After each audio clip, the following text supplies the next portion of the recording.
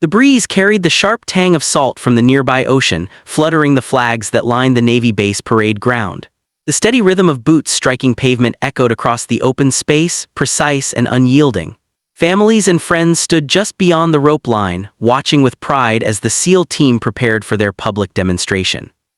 Elena drew her jacket tighter around her shoulders. The morning wasn't cold, but she hadn't come for comfort or the spectacle. She wasn't here for the simulated gunfire, the staged explosions, or the flawless combat maneuvers. She had no husband, brother, or father on that field, no ties to the Navy at all. She was here for one reason only, to stand far enough back to remain unnoticed, yet close enough to face a past she had spent years avoiding. The first squad burst onto the demonstration field and the crowd erupted in cheers. Elena didn't join them. Her dark hair was tucked beneath a cap, her gaze locked on the men as they moved in perfect synchronization, scaling obstacles, firing blanks, executing takedowns with choreographed precision. Then her eyes caught on the commander. She didn't know his name, but his presence was unmistakable. His posture spoke of decades of leadership, discipline carved into his very frame. She noticed the scar near his temple, the way his eyes scanned the field, alert and unrelenting. When the final exercise ended, a staged hostage rescue, the team assembled for a short Q&A with the audience. The commander stepped forward, removing his helmet. His hair was peppered with gray, his face weathered by years of hard service. Families clapped, children waved flags, and the commander offered a faint smile as he answered questions about training and deployment. Elena had planned to slip away before the crowd dispersed.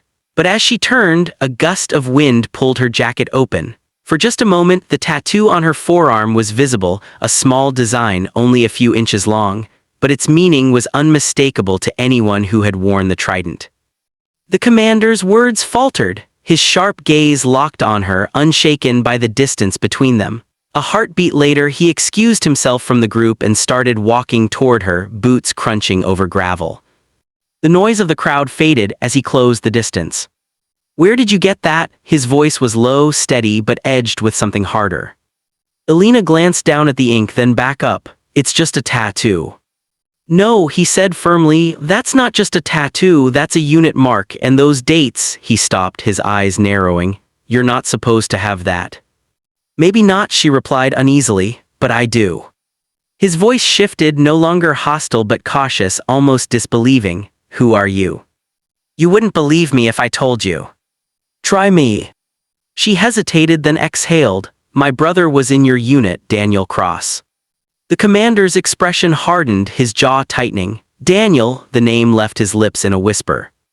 Elena nodded. "That tattoo, it was his." "No," the commander said softly, "it's his, but you wear it now." Her voice cracked as she answered, "He gave it to me before he left, before he didn't come home." The commander looked away, blinking hard. Behind them, families still chatted and laughed with other SEALs, but here at the edge of the field, the weight of memory hung heavy. "I remember Daniel," he said at last, voice quiet. "He was one of the best, brave, unshakable. We lost him in." He cut himself off, unable to finish. "I know where you lost him," Elena said firmly. "I know the mission. I know more than you think." His eyes searched hers. "How?" "Because he told me," she answered, "before that last deployment. He told me everything, said if he didn't make it back I needed to come here someday to see why he chose this life." The commander swallowed hard. He never mentioned a sister. He kept his files clean, said it was safer that way. "It wasn't safe," she said, her voice trembling. "Losing him destroyed my mother, my father barely speaks, and me, I swore I'd never look at a uniform again until today." His gaze fell on the tattoo once more, lingering on the lower date, the day Daniel died. Slowly, he reached into his vest pocket and pulled out a small, cloth-wrapped bundle. "I've been carrying this since that day," he said, pressing it into her hand. "I didn't know who it belonged to, now I do." Elena unwrapped the cloth. Inside was a faded patch, the kind stitched inside a SEAL's uniform. The name on it read, Daniel Cross.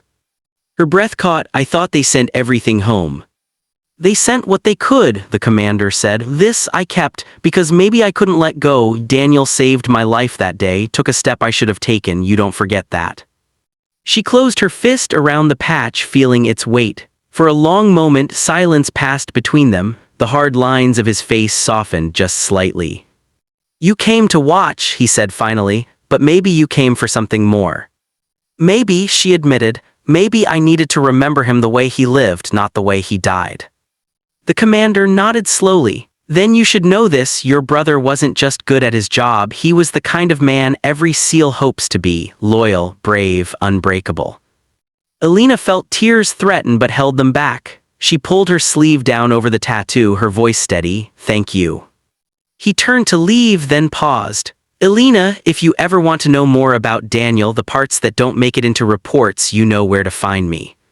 She nodded, clutching the patch tight, and for the first time in years she didn't feel like she was carrying her brother's memory alone. If this story moved you, don't forget to like, comment, and subscribe.